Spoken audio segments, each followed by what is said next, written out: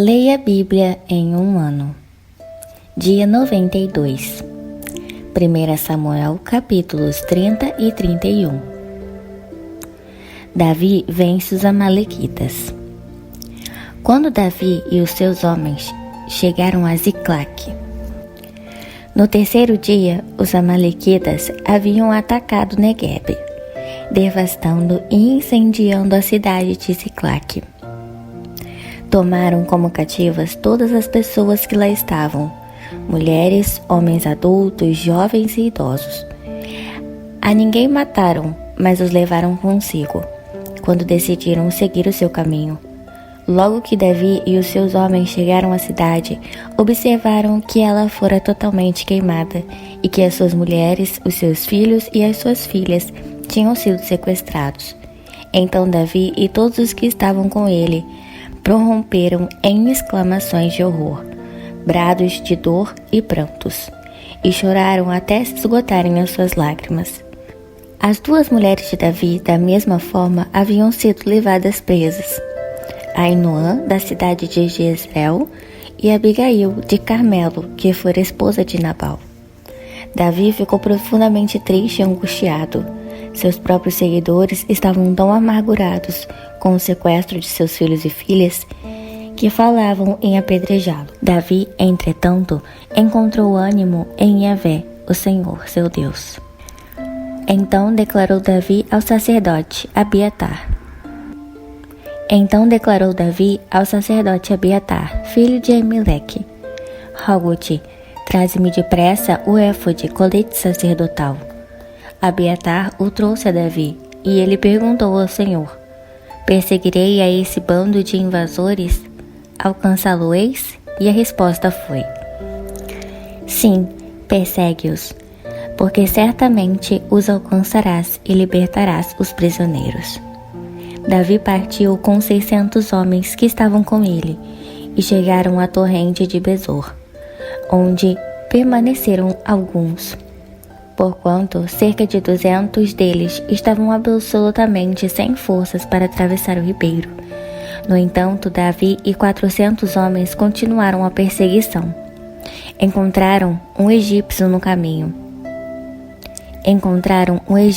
campo e o trouxeram a Davi. Ofereceram-lhe pão e ele comeu, e deram-lhe água para saciar a sede. Deram-lhe também um pouco de massa de figos secos e 2 cachos de passas. Ele comeu e suas forças se recuperaram, pois durante 3 dias e 3 noites não havia provado qualquer alimento nem bebida. Davi lhe indagou: A quem pertences e de onde és? Ele respondeu: Sou um jovem egípcio, servo de Amalequita.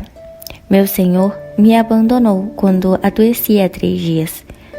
Nós invadimos a terra dos Quetitas, a região sul de Judá e o território das famílias de Calebe, e incendiamos toda a cidade de Ziclague. Davi então lhe pediu: Poderias guiar-me até esse bando de assaltantes? Ele replicou: Jura-me na presença de Deus que não me matarás e nem me entregarás às mãos do meu senhor, e te conduzirei até eles. Então levou-os até onde se achavam, e eis que estavam espalhados por toda a região, comendo, bebendo e festejando os despojos que haviam carregado na terra dos filisteus e na terra de Judá.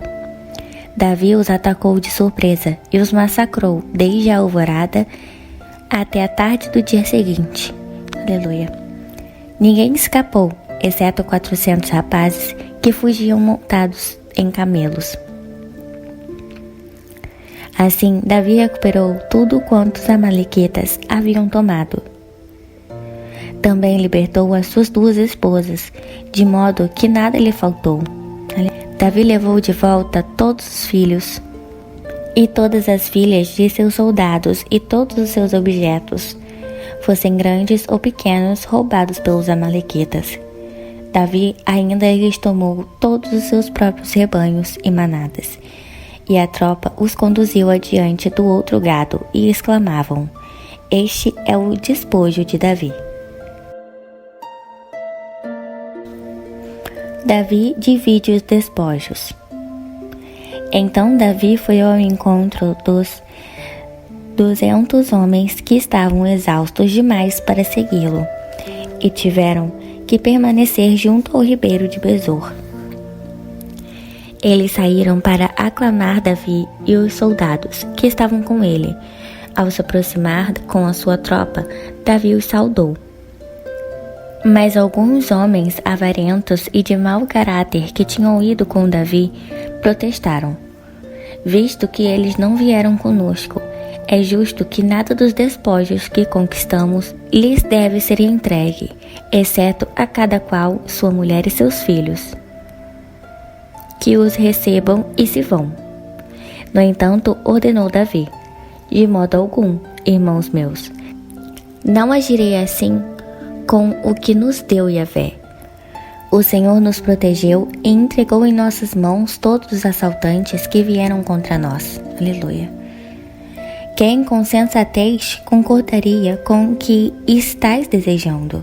Afinal, como se diz, a parte do que desceu à guerra é a parte do que ficou zelando pelas bagagens. Faça-se, portanto, a divisão equitativamente. Davi fez deste princípio um decreto e uma ordenança específica para Israel, desde aquele dia e até o dia de hoje. Quando Davi chegou a Ziclague, enviou parte dos despojos de guerra como presente aos anciãos de Judá, seus amigos, segundo as suas cidades, com esta mensagem: aqui vai um presente para vós do que foi tomado dos inimigos de Yahvé. Aos de Betel, aos de Ramote do Sul e aos de Jatir, aos de Aroer, aos de Sifimote e aos de Estemoá, aos de Racal, aos da cidade dos Jeramelitas e aos das cidades dos Queneus, aos de Ormã, aos de Corazã e aos de Atasse, e aos de Hebrom, e aos de todos os lugares que Davi e os que os seguiam costumavam pousar. Cai Israel e Saul se suicida. Capítulo 31.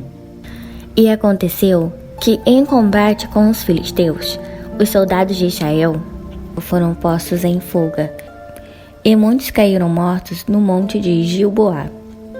Os filisteus pelejaram contra Saul e sua família, e mataram Jonatas, Abinadab e Malquizuá, filhos de Saul. A batalha agravou-se contra Saul, e os flecheiros o alcançaram e o feriram gravemente. Então Saul ordenou ao seu escudeiro: desembanha a tua espada e transpassa-me, para que não venham esses incircuncisos e antes de me matar, me humilhar ainda mais. Mas o seu escudeiro não conseguiu obedecê-lo. Então imediatamente Saul puxou a sua própria espada e atirou-se sobre ela.